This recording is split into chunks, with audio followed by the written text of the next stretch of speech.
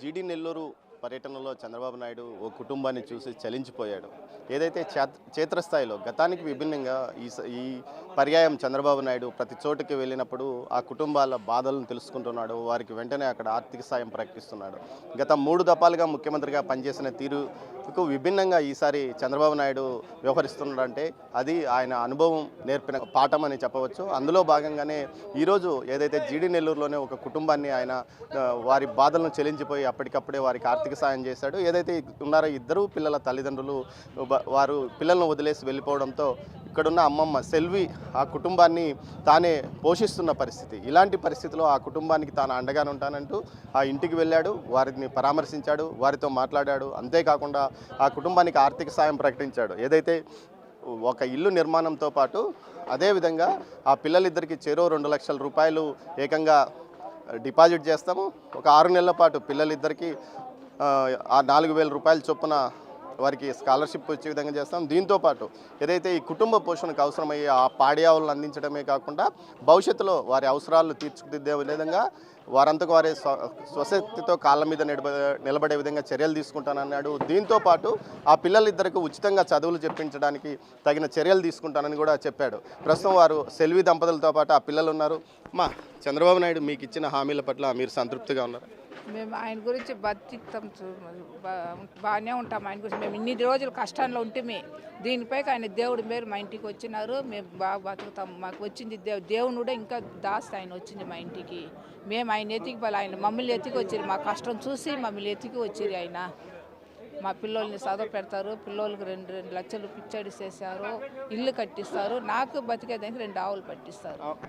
మీరు ఎలా చంద్రబాబు మీ ఇంటికి వచ్చాడు, ఫస్ట్ టైం మీకు హెల్ప్ చేస్తానన్నాడు కదా, ఎలా ఫీల్ అవుతున్నారు?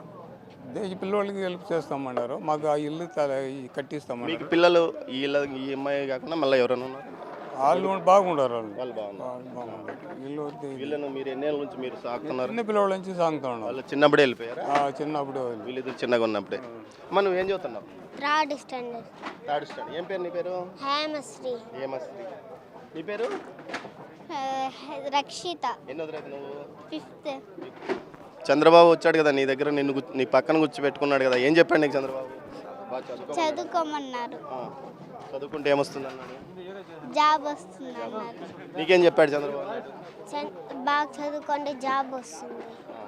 మీ అమ్మమ్మను మీరు బాగా చూసుకుంటారా? మళ్ళీ నెక్స్ట్ ఇప్పుడు మీ ఇద్దరిని మీ అమ్మమ్మ మీ తాత చూసుకుంటున్నారు కదా, వాళ్ళని మళ్ళీ మీరు చూసుకోవాలి కదా, చూసుకుంటారా? చూసుకుంటాం. చంద్రబాబుకి మీరు థ్యాంక్స్ చెప్తున్నారా?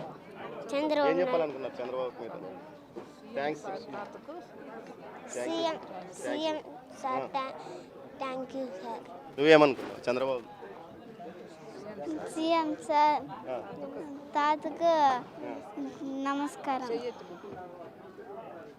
ఏదైతే ఈ పిల్లలతో కూడా చంద్రబాబు నాయుడు మాట్లాడాడు. మీరు చదువుకోవాలి, మీ భవిష్యత్తు బంగారుమయంగా ఉంటుందని కూడా ఈ పిల్లలకు చెప్పిన పరిస్థితి. మొత్తం మీద అయితే వీరి కష్టాలను చంద్రబాబు దృష్టికి మన స్థానిక ప్రతినిధి ఏదైతే ఉన్నాడో జయచంద్ర నాయుడే తీసుకెళ్లాడు. మన బిగ్ టీవీ జీడీ నెల్లూరు నియోజకవర్గ ఇన్ఛార్జ్ అయిన జీడీ నెల్లూరు ఇన్ఛార్జ్ జయచంద్ర నాయుడు ఈ విషయాన్ని అధికారుల దృష్టికి, కలెక్టర్ దృష్టికి తీసుకువెళ్తే కలెక్టర్ వెంటనే స్పందించాడు.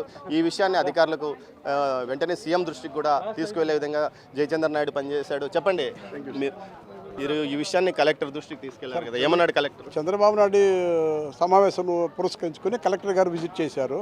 ఆ ఫ్యామిలీతో అంతకుముందు నేను మాట్లాడినాను.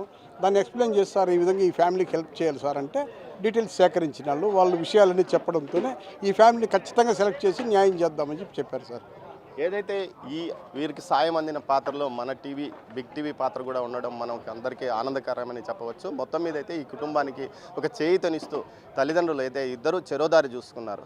అంటే తండ్రి ఒక అమ్మాయితో వెళ్ళిపోయాడు, తల్లి ఒక అమ్మాయితో వెళ్ళిపోయిన తల్లి మరొకతో తమ సహజీవనం చేస్తూ వెళ్ళిపోయిన నేపథ్యంలో ఆ పిల్లలిద్దరూ అనాథగా చిన్నప్పటికే మారిన పరిస్థితుల్లో ఆ తల్లిదండ్రులు ఆ పిల్లలను ఆ కుటుంబం ఏదైతే అమ్మ తాతయ్య ఆదుకున్నారో ఆ తర్వాత వారు కూడా వయసు మీద పడుతుండడంతో వారి పోషణ కష్టమవుతుందన్న నేపథ్యంలో ఈ విషయం చంద్రబాబు వరకు వెళ్ళడం, చంద్రబాబు వారికి సహాయాన్ని బహిరంగంగా అందించడం, వారికి ఒక స్థితిగతులను ఏర్పాటు చేయడం జరిగింది. కెమెరా పర్సన్ పురుషోత్తంతో దామోదర్, జీడీ నెల్లూరు నుంచి.